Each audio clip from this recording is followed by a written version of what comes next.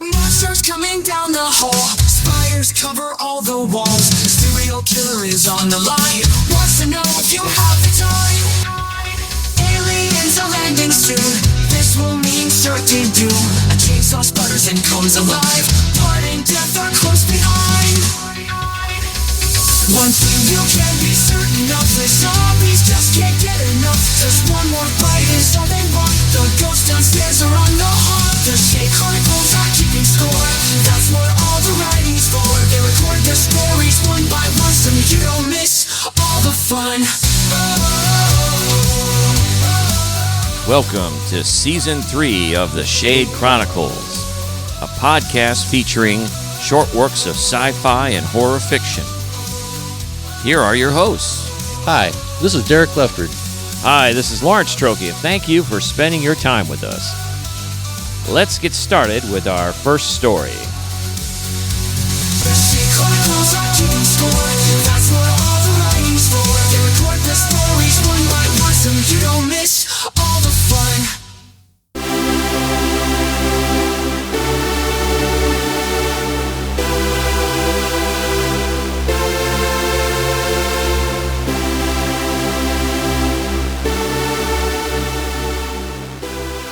Little Free Library by Derek Leftridge.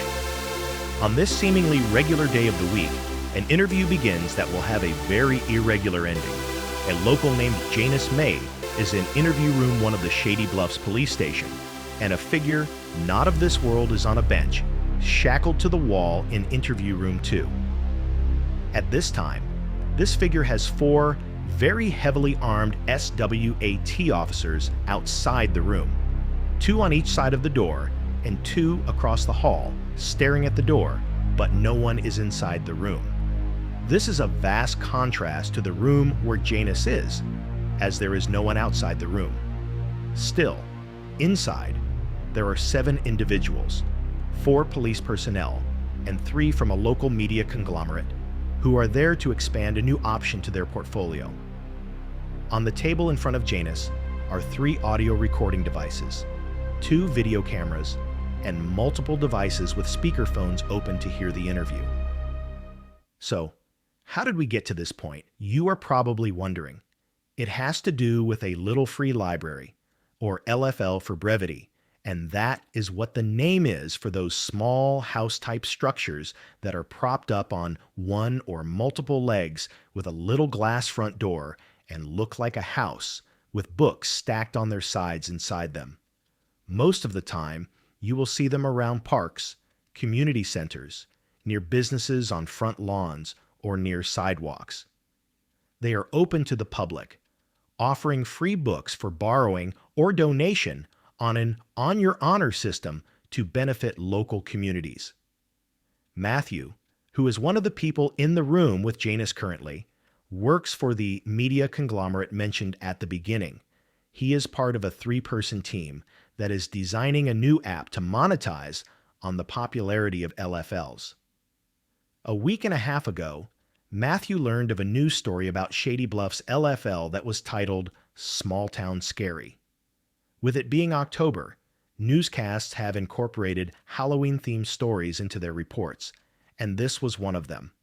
This story explained that there has been an increase in activity at the LFL on the corner of Grant and Stonewall in Shady Bluffs.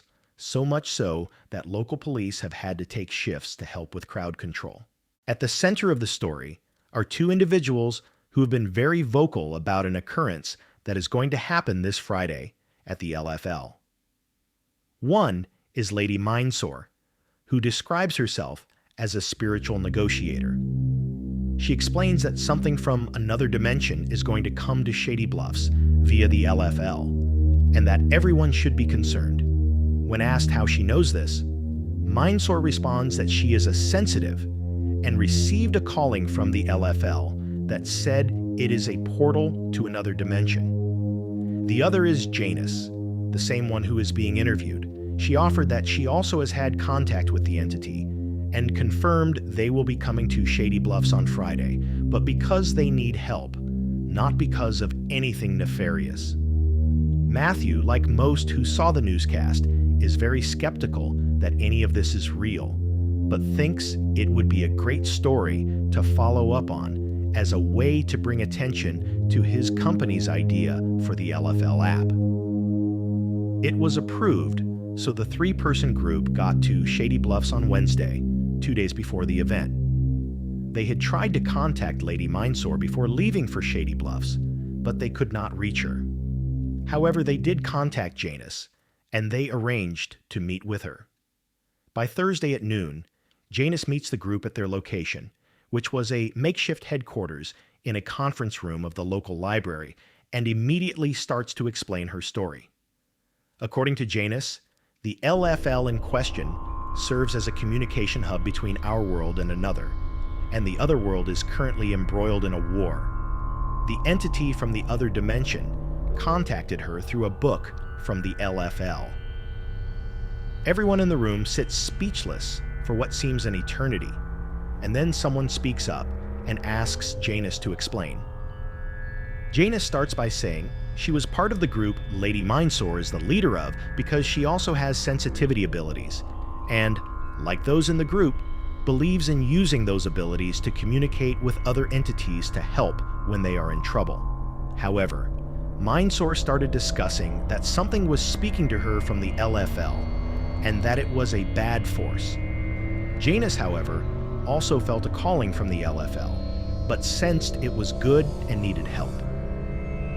She goes on to explain that it happened one evening as Janus was coming to the LFL and noticed the door was open and a book was sticking out a bit. Curious, Janus took the book and flipped through it and saw a symbol by certain words throughout and discovered it was a message. To prove this to the group, she then pulls the book from the bag she has with her and begins to show them. There are words in the book with symbols, but no one else sees a message, just various words marked. Janus goes on that those from other worlds do not speak as we do, so you have to know a lot about how they communicate to understand. She finished by showing a date marked, and it was the date of this Friday spelled out, but there was no year. Janus starts to get emotional while the others pass the book around to look at it. It was apparent that everyone were forming similar opinions about Janus, from pity, skepticism, and that she had passionate yet unrealistic feelings for whatever she thought was communicating with her through the LFL. Matthew announces he and his team are in the area to accompany Janus on Friday to the LFL to document everything so they can use this important information in conjunction with their app launch for others who may have had the same experience. However, the group's true goal was to use the information to sensationalize part of the PR campaign and get more people to use their app. Janus shakes her head and expressed that she understands because this is a very unique situation, and the details need to be shared with as many people as possible to help this entity. On Friday, the day of the meetup, the team and Janus get together at the local library. Janus notices heavily armed tactical police units on the roofs of 4 buildings surrounding the library. Once inside the meetup room, she sees the 3 people from the media conglomerate and 4 police officers. Concerned, Janus says, "There are a lot of police here." "Is that just a formality?" Matthew responds, "They're here on the recommendation of our company and the mayor to protect everyone since this has gotten so much attention in the news recently."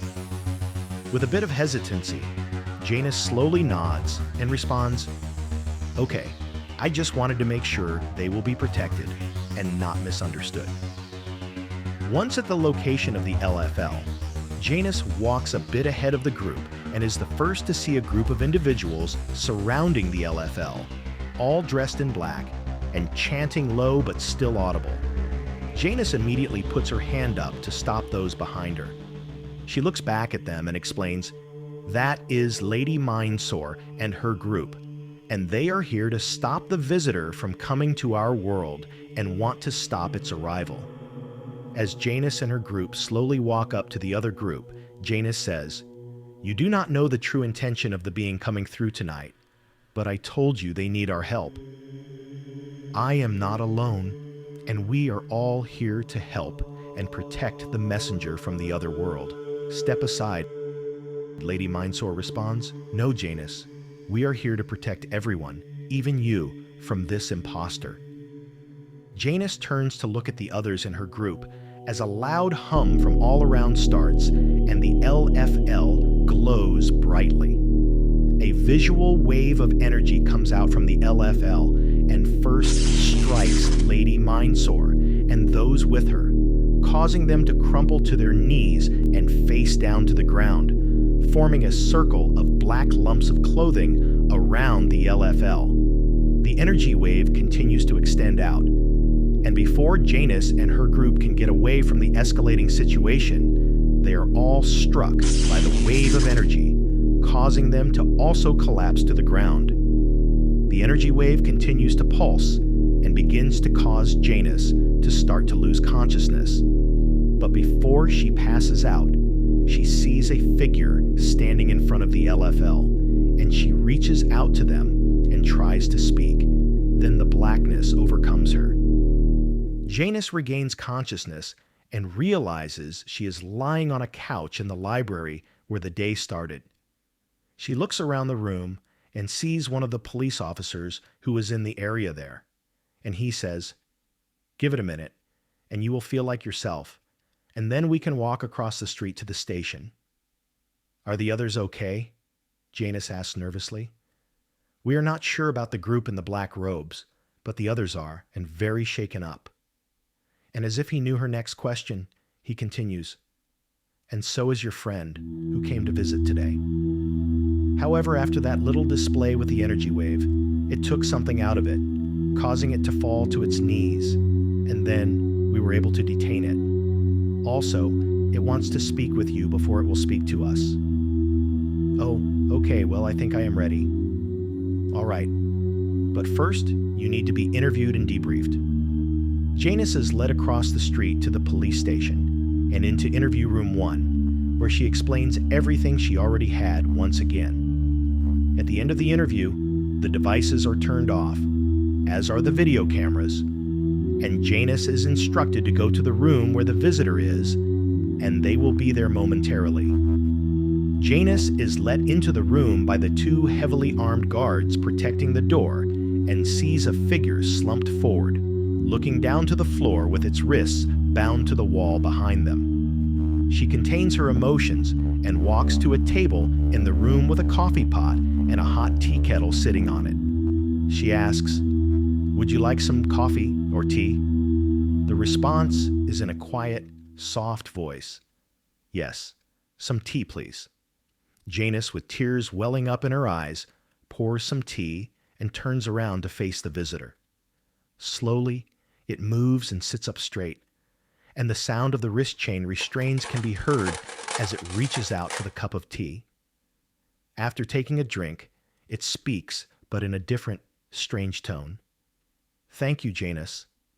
Then, immediately after speaking, it clears its throat, which ends in a strange moan. Janus is taken aback and bends down to ask, "Is everything okay? Have you been injured?" "Everything is perfect." Its voice is the soft tone again. "I was just wanting to thank you again for your friendship." As the word friendship comes out, it is a low growl. Janus quickly stands up and looks at the visitor, whose head is still facing down, and asks, "Please look at me." As the visitor looks up at Janus, she can see that its face has distorted, and its eyes are bright red, and the pupils are shaped like ovals and are yellow. Janus steps back and gasps at the same time. The visitor blinks, and its eyes go back to normal, and the distortion goes away. "Cool trick, huh?" it says. Janus puts her hand to her mouth to stop a scream. The visitor closes its eyes and opens them again, and they are back to the red demonic look, and the face has distorted once again. It says in its demonic cadence, "Yes, this is the real me. Please do not be mad. I think you did very well letting everyone know that I need help," Janus says in a shocked, quiet tone. "So, You were an evil demonic force all along, like Lady Mindsaur said? You tricked me by befriending me to help you come to our world? Yes, that is true. It runs in the vein of catfishing. I believe your world calls it. As for Mindsaur and her other minions, they will survive but will be damaged beyond repair after interfering with me and my purpose. What is your purpose? What are you going to do? What will happen to me? Well, I will lie low for a bit and gain trust from your people. Then, when no one expects it and feels safe with me, I will unleash hell and devastation. Tears stream down Janus's face, and she tries to catch her breath as she stumbles backwards and down to a seated position across from the visitor. The visitor concludes, "Oh, don't worry. There will be a few, including you, who will be right next to me to watch the outcome. Then all of Earth's riches will be ours, and we will move on to the next world to conquer."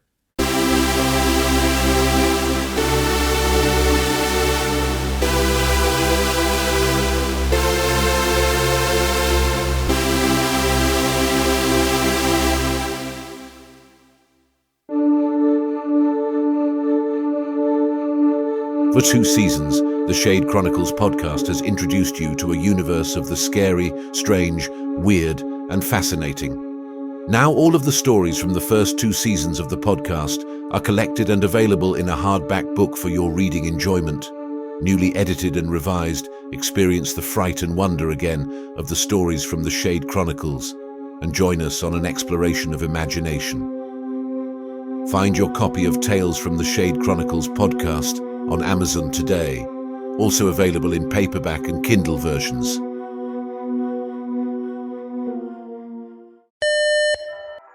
Attention Shade Chronicle podcast listeners. The merchandise store is now open. You can find the merchandise store on the merchandise tab on the Shade Chronicles website, which is at theshadechronicles.com. Find premium t-shirts, hoodies, tank tops, travel mugs, ball caps, and more at the Shade Chronicles podcast merchandise store. We now resume your regular programming.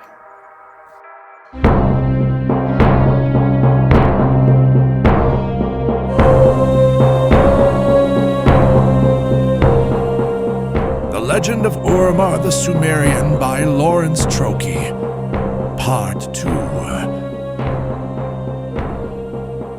Urmah found the commander of the gate and showed him the bracelet the high priest had given him. Upon recognizing the symbol, he said he would send the army to a hill just outside the gate, and they would be ready for travel by the morning. As Urmah left the gate, he saw some soldiers walking with the bard he hired last night. The bard was in chains and looked quite distressed. Urmah caught up to them and held out his hand to stop them. "Hold! This man belongs to me. Release him into my custody." The soldiers looked at each other for a second, and then they drew their swords. "Who the hell are you to give us orders? This one is headed for the dungeon and then to work as slave labor in the fields. Now back away, or I will cut you through." Urmah held up the bracelet now adorning his left arm. "You recognize this, don't you, you Shabara?" The second soldier held up his left hand and laid it on the sword arm of his cohort. "That is the symbol of the high priest of the Temple of Nergal. This one is operating under his authority. Lower your weapon." He gently pushed his arm down till the sword pointed at the ground. "Now unchain him."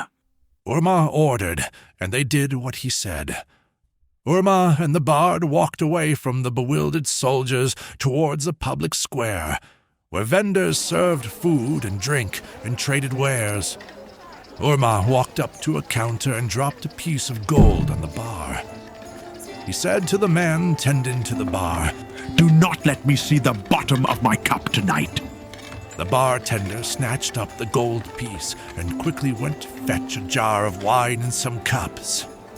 The bard, who was still in a state of shock over his freedom, looked at Urmah and asked, "How did you acquire the bracelet of the High Priest of Nergal?" Urmah drank from his cup like a man who had walked an entire desert before he reached this wine vendor. He emptied it in 2 gulps and slammed it on the wooded bar, impatient for it to be refilled. The bartender poured the wine quickly to the brim, and it sloshed over the edge onto Urmah's hand. He didn't notice and quickly drained his cup again.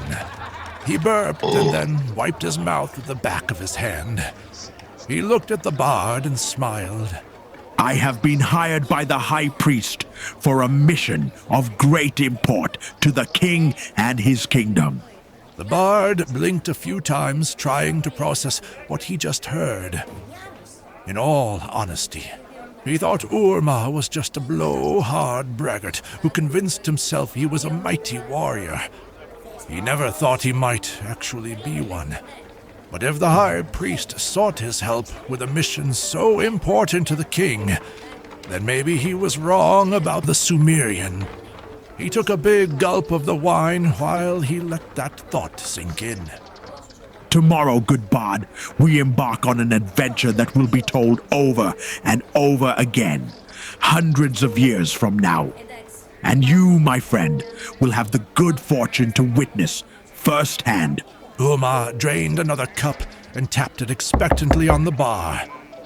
The bartender almost ran back to fill his cup again. "Tomorrow?" the bard questioned at first. Then he declared, "I cannot go on an adventure tomorrow. I have a wife and children to attend to." Urmah frowned at this. You would miss out on the greatest epic to ever have been written to play nursemaid to your pups and woman. He drained yet another cup. The troubadour stuttered to reply, but then blurted out, "I am not a warrior. Surely I would only be in the way and a liability." He hoped this would convince Urmah to leave him behind. Urmah studied his face for a moment. He frowned, then smiled and said, Many in this world cannot foresee their destiny. They cast their eyes down and slump their shoulders, being content with living the same day over and over again until death claims them. I am cursed with the burden of seeing my destiny through the fog of life, and it demands I rise to the occasion and embrace my fate like a long-lost brother. I will return from this battle a hero, equal to any ever invented by God or man, and you will be the one to record it for all of history to see. Your family will be lifted from meagerness, and they will dwell in halls decorated with fine linens and drapery. They will eat from the best gardens, and their cups will never be empty. He said this, and then tapped his own cup on the bar to get the bartender's attention. The bard looked at him like he was insane. I know you doubt me, but let this be the proof. Urmah reached into the sack he had with him and removed a handful of gold coins. He let the coins drop on the bar, and each one sounded like it was a boulder dropped from a cliff onto the wood surface. The bard stared hard at the pile of coins. He did the computation quickly and understood there were at least 6 months' wages lying there. His mouth fell open, speechless. Finally, he choked out, "When do we leave?" True to his word, the commander at the gate had the king's army assembled outside the city walls the next morning. The bard returned from saying goodbye to his family, and with a small sack of personal belongings he wanted to bring for his trip. He was met by the field commander, who asked if Urmah wished to address the troops before they marched. The bard said he would check with Urmah and let him know. He found a tent still raised on the edge of the encampment and assumed it was Urmah's.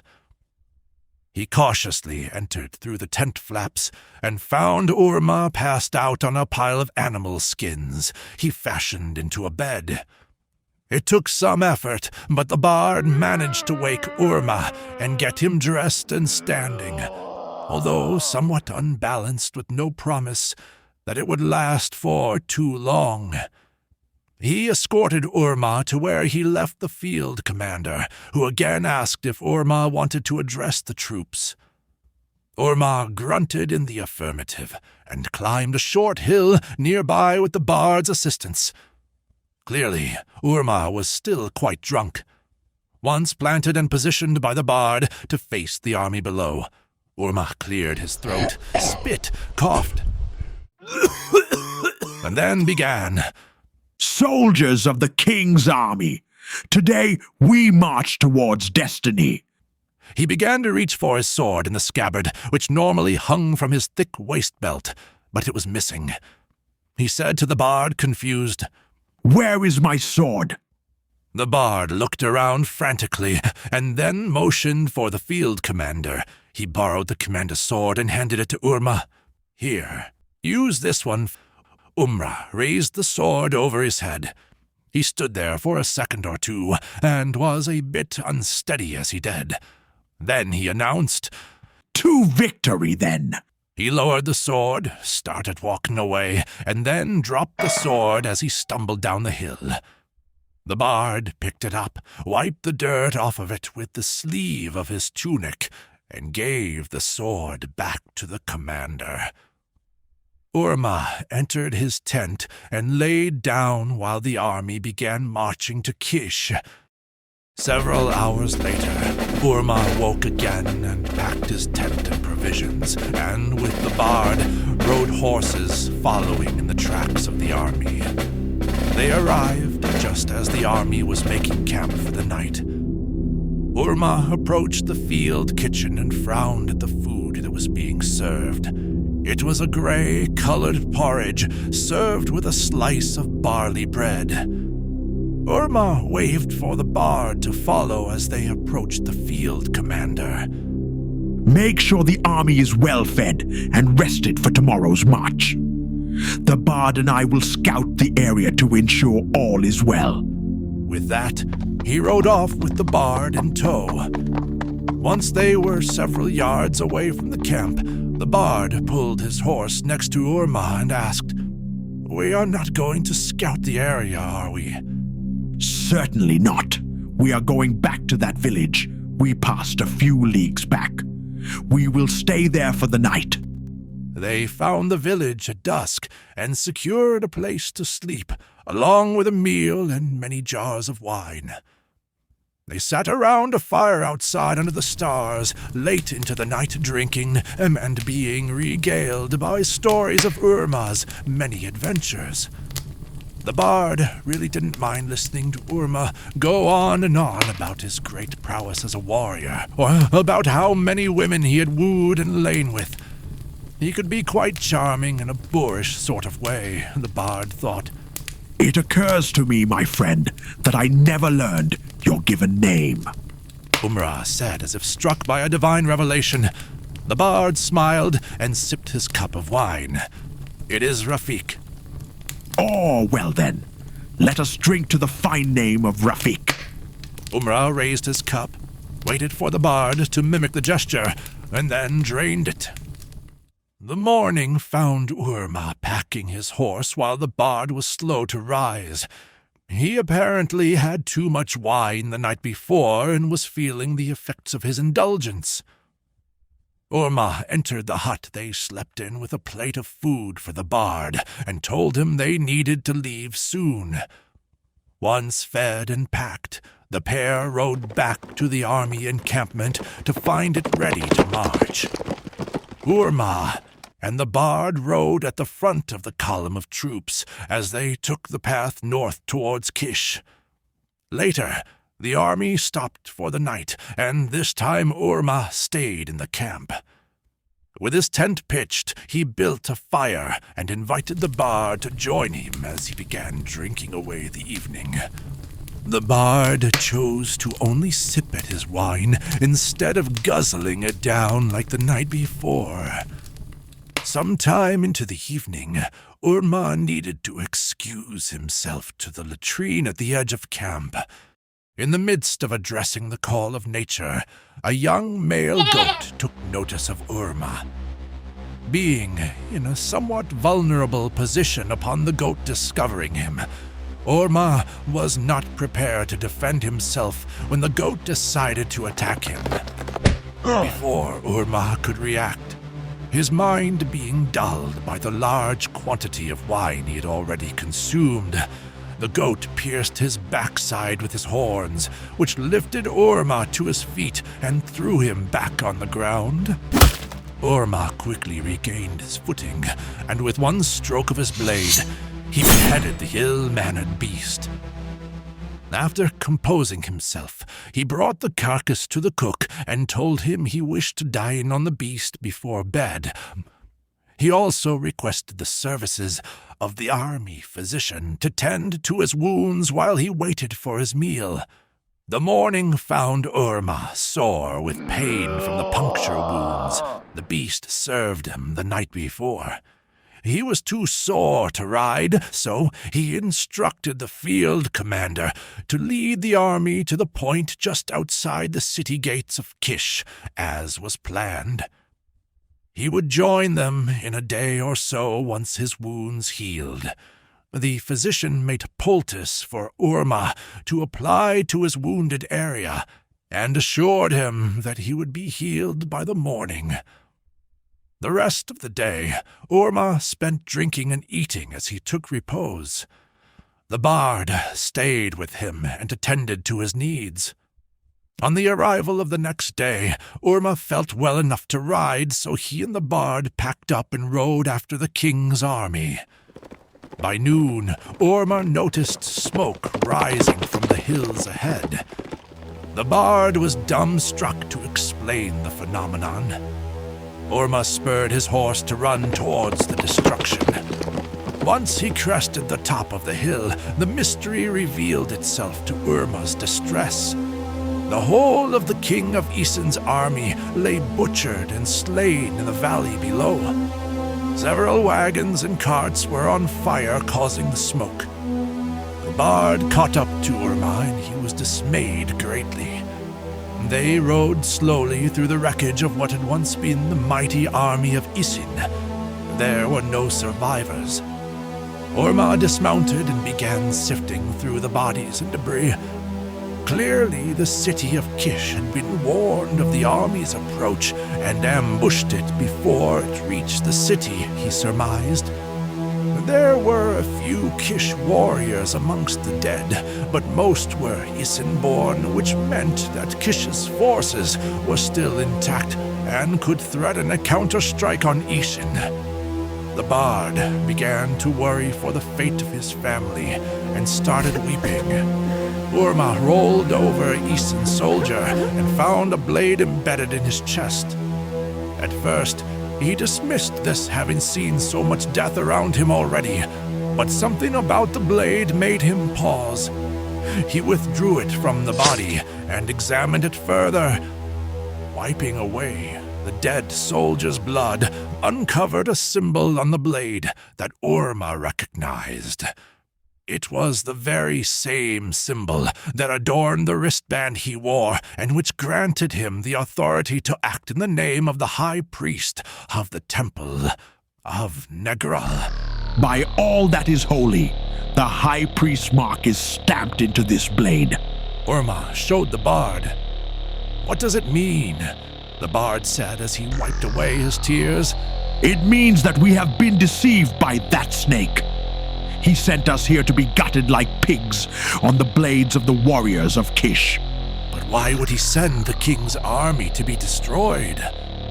The bard was confused and distraught. For the only reason one would send hundreds of men to their deaths. For power. Urmah stood and slid the knife into his belt. What can we do now? The bard looked over the sea of dead bodies and wrung his hands over and over. Urmah thought about that for a moment. Then he declared, We will continue with the mission and retrieve the princess on our own. Then we will return to Isin, and I will hoist the high priest of Negral's body on a lance high above the city gates for all to see for his offense.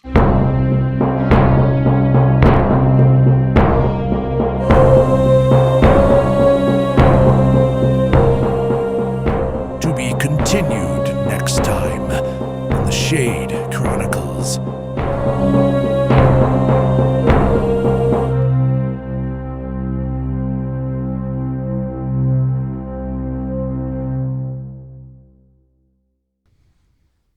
Okay, so we're here to talk about the episode now and talk about the stories in the episode. And the first one is Little Free Library by our own Mr. Derek Leftridge. Welcome, sir. Thank you for joining us today. Oh, you're welcome. I know I am. So let's talk about your story, Little Free Library. This was one that kind of took me by surprise, I can be honest with you. You know, I hadn't really thought of Little Free Libraries at all. And, you know, there was maybe a couple of things in the news over the past year or two that some ambitious Girl Scout decides to win some sort of patch or banner or something.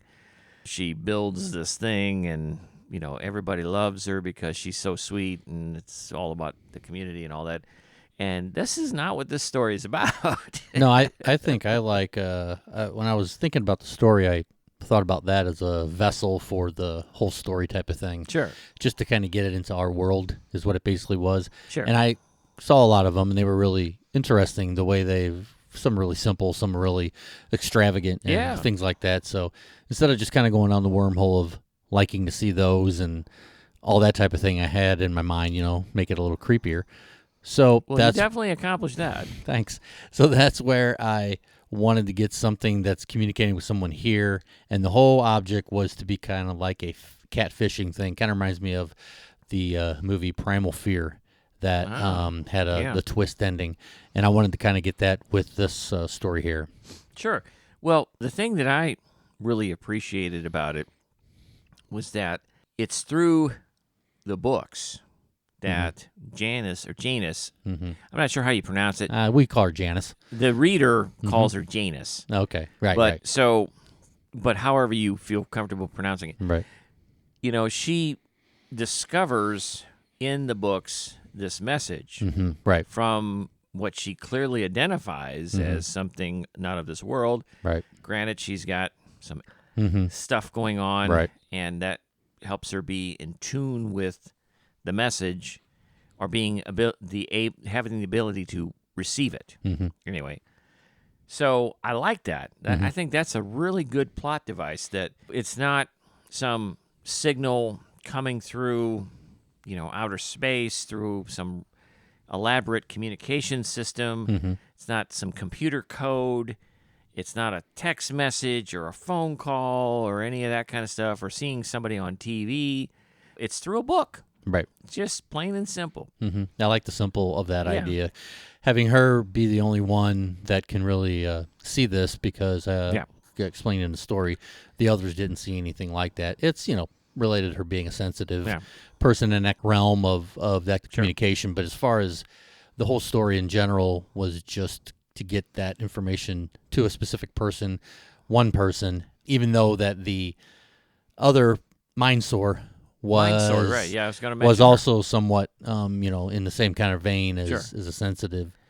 Well, she knew things, but hers was not coming necessarily from the book. Well, no, she's the antagonist, Yes. at least for Janus or Janice at the beginning, but then it causes the tension there that these two groups are struggling against one another, either trying to prevent this or help it, or create the situation where it allows it to come through, because Janus is such a good person. She thinks that this is legitimate, and that this entity, this being, needs helping. Right. And the whole thing was to do misdirection in the sense of getting everyone on board with Janice, and then the Mindsaur being the one that was, like you said, the antagonist, the person that is going against it all and everything like that. When she ends up being correct through the entire thing. Right. Mind Sword, because of the whole thing going awry at the end when there's the reveal that it is actual some type of demon that's not wanting to do anything or needing any help. Right. Yeah, no, I thought that was a clever storytelling in that, we are sympathetic to the Janus character because he is a nice person. Mm-hmm. And this Mind Sword person, is kind of like, oh, dude, he's kind of a hag, he's kind of a bummer, who wants to cheer for her and think that she's right. Mm-hmm. And so we are all on Janus's side, and then guess what? Yep. Here comes one out of left field. Yes, the old thing of really liking bad guys. Yeah. And apparently he's a pretty bad guy. Wow. So thank you for sharing that with us. That was a fun one, and appreciate that. So the next story is Urmah, The Legend of Urmah. I got to get the title right.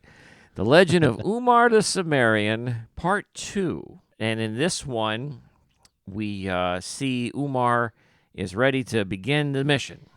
Yes, and I was looking forward to that because I really liked the first part.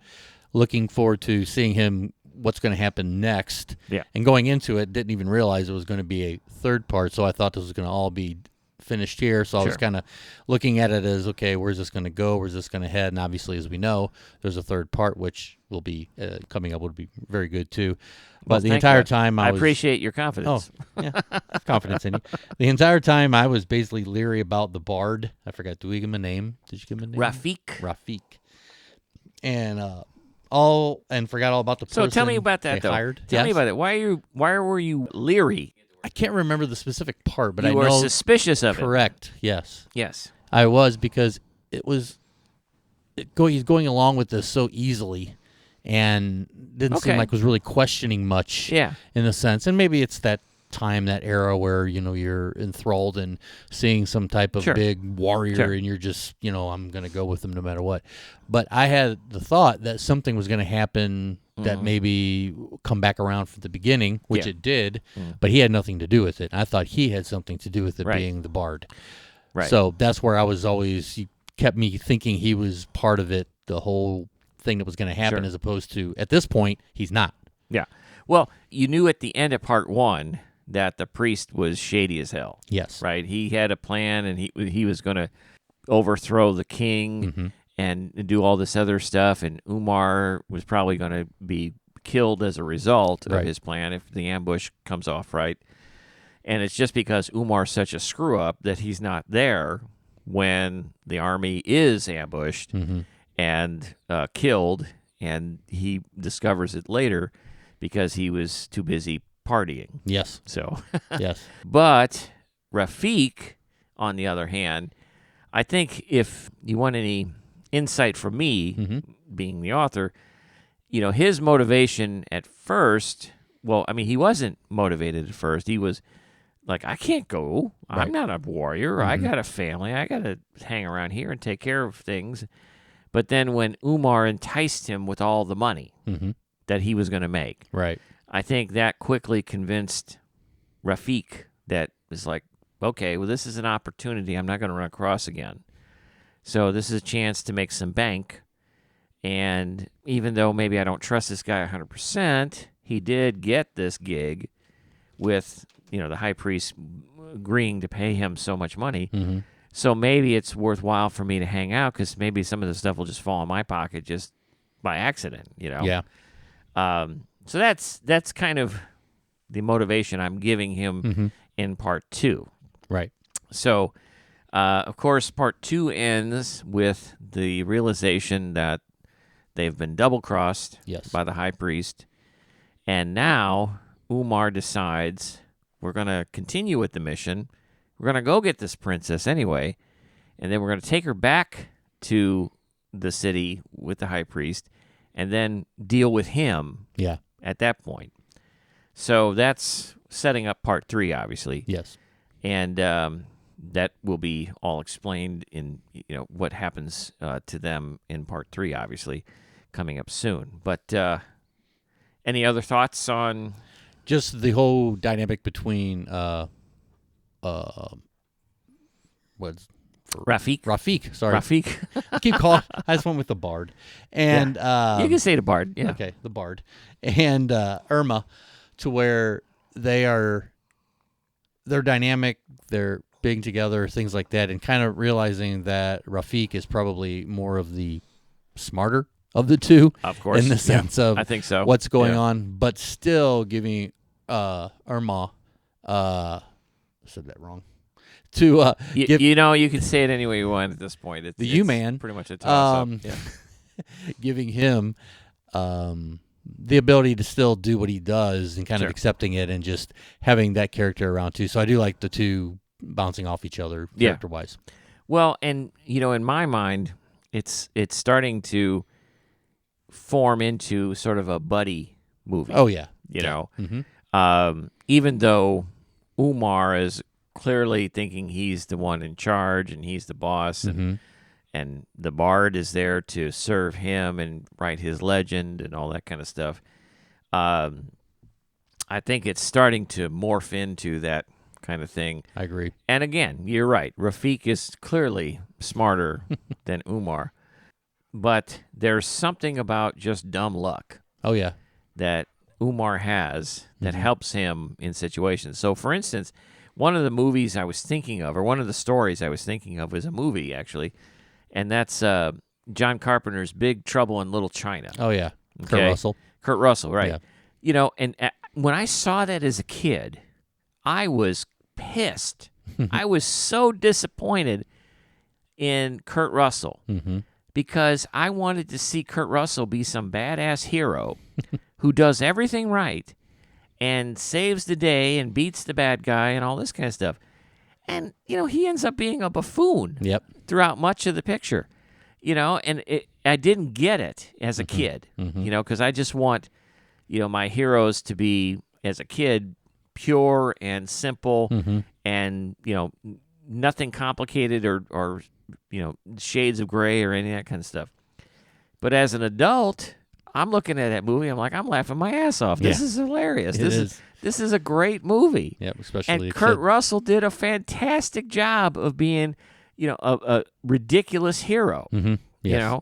So and that's what I think was part of the inspiration for Umar. Yeah. Was let's make this guy, an overblown braggart who thinks he's just everything, and then still falls into luck. put him in situations where he'll make some screw ups. Like he's drunk at the beginning of the story when he's trying to get the army to take off and do some stuff, and it's the drinking and the partying and all that stuff to keep them from being where they're supposed to be when the army is attacked and all that kind of stuff. And I have to.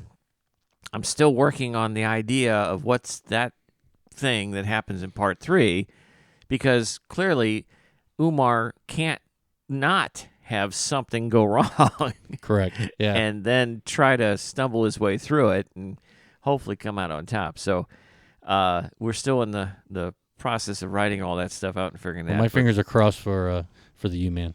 Yeah, right. Yeah, hopefully he'll end up on his feet, but we'll see how it goes. So anyway, that was episode 11, and we thank you all for listening to that. We've got a few more episodes left in this season, some really good stories, not just from us, but from some folks that have contributed. So we'll be rolling those out here real soon. And now here is a sneak peek of the next episode. Right. Thank you for listening. Thank you for listening. Take care. Next time on The Shade Chronicles.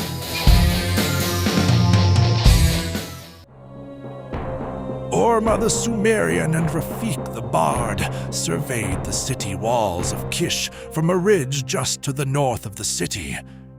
There was a significant security presence at each gate, so they concluded they would have to enter the city by another means. After some pondering, Rafik suggested they enter through one of the many waterways that flowed into the city. Upon approaching the canal, Urmah took in the size of the waterway. It was like a small river and had a current pushing the water into the city. After taking a moment to secure their possessions so they did not lose them in the water, they entered the canal and floated toward the city wall. Urmah grabbed the archway, passed through just as they drifted inside the city wall. He quickly scanned the area just past the wall. He was looking for soldiers or anyone else that would raise alarm at their appearance. Satisfied that their entry into the city went unnoticed, Urmah and Rafik drifted to the side of the canal and exited the water. Urmah found some robes that were hanging on a clothesline, and he and Rafik quickly donned the clothing in hopes that it would help them fit in with the residents of the city. Their destination was the palace at the center of the city. Leaning in close to Urmah, Rafik asked, "How do you suppose we will gain entrance to the palace?" "The opportunity will present itself.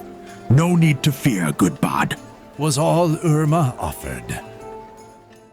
The snow the boy trudged through sparkled pale blue. With each footfall, the top layer of ice crumpled away.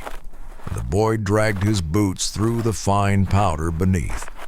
To the right of the boy trudged his father, several bucket handles gathered in each hand, the aluminum canisters clanging against his thighs with every step.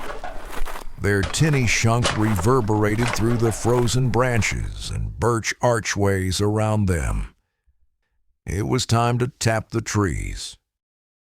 This was the third year the boy helped his father tap the trees. As a younger child, he had been taken along to gather the buckets. "There's one bucket left," his father said. "Grab that for me."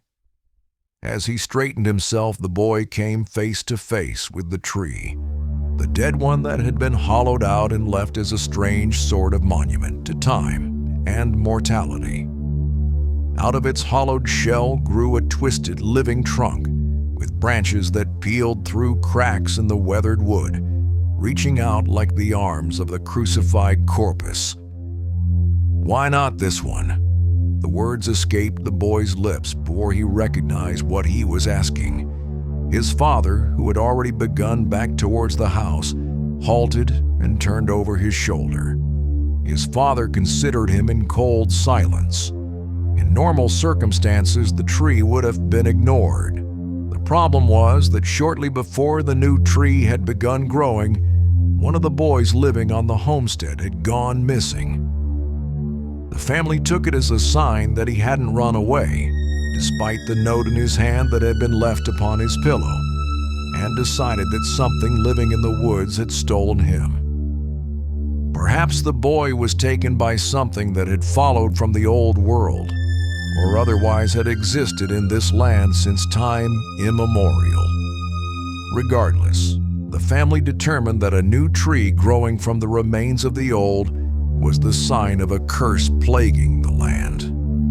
To his family, it was all part of a covenant, one human boy in exchange for the use of the forest. Thanks again for listening to the Shade Chronicles. For comments or inquiries, you can contact us at shadechron@gmail.com. That's SHADECHRON@gmail.com. Visit us on Facebook, Twitter, and Instagram. You can also get more information at theshadechronicles.com. The Shade Chronicles podcast is the creative property of Derek Leftridge and Lawrence Trokey. Any attempt to replay for broadcast or distribution portions of any episode of the Shade Chronicles without the prior written consent from the creators and/or significant compensation is strictly prohibited. Shame on you for even thinking about it in the first place. Thanks again for listening. Tune in next time for another episode of the Shade Chronicles.